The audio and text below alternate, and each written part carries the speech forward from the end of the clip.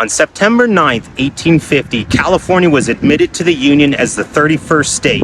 It, however, took almost 6 weeks for news to travel west, with San Francisco hearing the news on October 18th, 1850. The next day, October 19th, at 3:30 in the morning, the steamboat The New World will bring the news to Sacramento.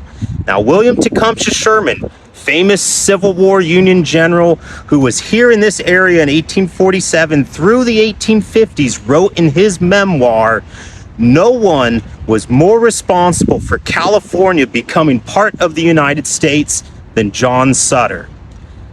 While that is a very loaded statement, you can't give credit to one person, but Sutter and Sutter's Fort did play a key role, and this place was tied to many events that would lead to statehood. Sutter's Fort, built between 1840 and 1844, played a significant role in the Mexican-era Rancho period in California.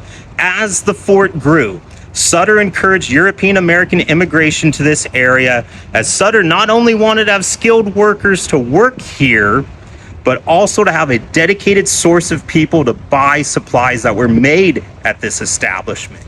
By the mid-1840s, Sutter's Fort was the endpoint on the California Trail. Almost all families traveling by wagon, similar to the one behind me, had this place as their destination, including the Donner Party. Because of the increased European-American immigration to this area, it leads to events like the Bear Flag Revolt, which took place on June 14th, 1846, just over 3 weeks before the United States Navy occupies Monterey during the beginning of the Mexican-American War here in California. After the war, John Sutter wanted to build a town called Sutterville, which was going to be southwest of the fort. And so he contracts the head carpenter here by the name of James Marshall to build a sawmill that was going to be 40 miles east of here along the South Fork of the American River in what is today Coloma. And on January 24th, 1848, James Marshall will find gold at the mill, and 4 days later, Marshall will bring the gold here to Sutter's office in the central building at the fort. Marshall and Sutter will test whether or not the gold was real. They find out that it was, and they eventually try to keep it secret until word gets out, and what will lead to one of the largest migrations in human history that we know as the California Gold Rush. California was under the control of the United States military for 2.5 years following the Treaty of Guadalupe-Hidalgo that was signed in February 1848, which officially ended the Mexican-American War. The large influx in population during the beginning of the gold rush hastened California's admittance to the Union. The head clerk here at the fort that was here during much of the 1840s, John Bidwell, even lobbied to Congress in 1850 for California's statehood. These types of events that John Sutter and Sutter's Fort were connected with show just how historically significant this site really is. It is also important to remember, through the road to statehood, it wasn't always positive. For much of the people that were coming to California by wagon, they were fueled by ideals like manifest destiny, that westward expansion was divinely ordained and the land was free for the taking, without any regard to those that are already inhabiting here, the indigenous native population.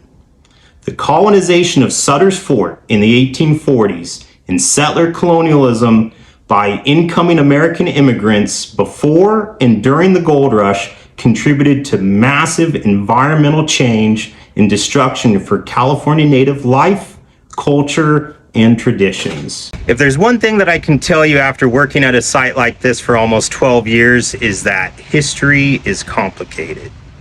This was indeed a place that helped set in motion a series of events that led to statehood.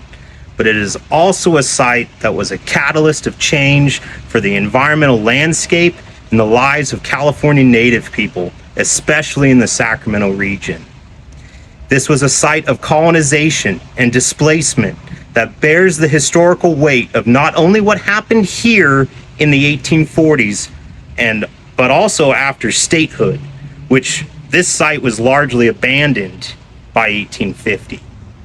Having places like Sutter's Fort exist today is more important than ever, because this is the physical space where we as guides, interpreters, and historians can examine this complicated site and be a laboratory for learning, where the public can come here and seek to gain a more inclusive, complex, and accurate picture of California history of the 1840s. So as we look back on 175 years of statehood, it is important now more than ever to study and remember all aspects of the past so we can have a more holistic understanding of our state's future.